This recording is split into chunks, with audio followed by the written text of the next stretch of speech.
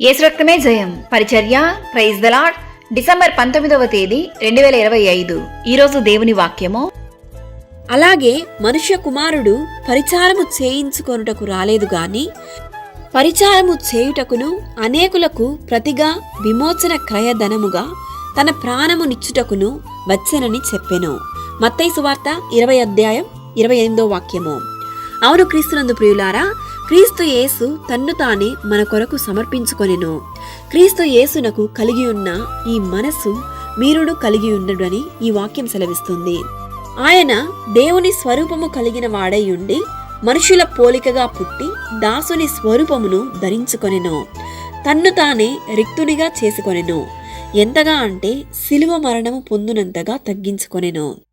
క్రీస్తు తాను అప్పగింపబడినటువంటి ముందు రోజు రాత్రి భోజన పంక్తి నుండి లేచి తన పై వస్త్రములను అవతల పెట్టివేసి తువాలు తీసి నడుము కట్టుకొని పల్లెములో నీళ్లు తీసి శిష్యుల పాదములను కడిగి తన దగ్గరనున్న తువాలుతో తుడుచుటకు మొదలుపెట్టెను.